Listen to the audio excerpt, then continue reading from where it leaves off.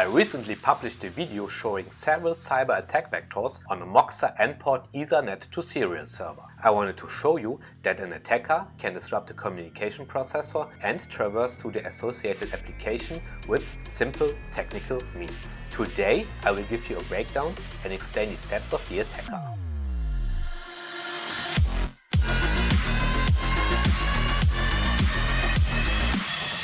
Hi, my name is Rick-Cen and I'm an OT security consultant with a master's degree in automation engineering. In my ICS-HomeLab I try cyber attack scenarios and open source tools against real industrial hardware. Do you want to support me? Subscribe to the channel, share this video and support me on Patreon with a coffee.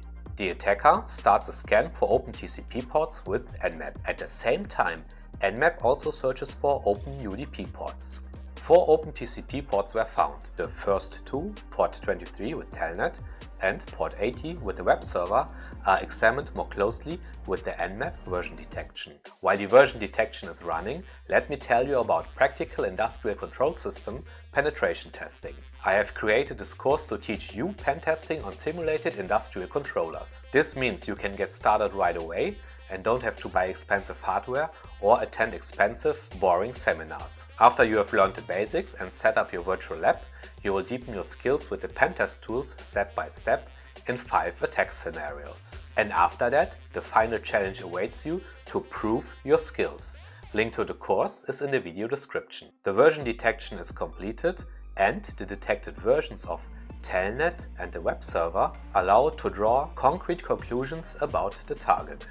In the meantime, the UDP port scan has also been completed and port 161, on which the simple network management protocol runs, has been detected as open. Using this service, further information can be pulled from the target with the SNMP check tool. Here, the attacker sees that UDP port 4800 is also active, which is used for managing the device. In the next step, the attacker examines this port with the Nmap scripting engine and once again confirms that the target is a Moxa NPort 5110. At this point, the attacker could go on an OSINT search for operating instructions and default credentials. The attacker examines the open Telnet and web server services more closely and is prompted for a password for Telnet access as well for the web server. The guessing of the passwords fails and the attacker starts the Metasploit framework. This is an extensive toolkit for penetration testers and the modules for interaction with OT devices are constantly growing. The attacker searches for Moxa and the credentials recovery module is loaded. Then the target parameters are set and the credential recovery is started. The module returns a password. For this device it's admin. Now the attacker can log in to the web server. He moves to the operation settings and changes the operation mode from TCP server mode, which is used by default for Ethernet to serial communication, to reverse telnet mode.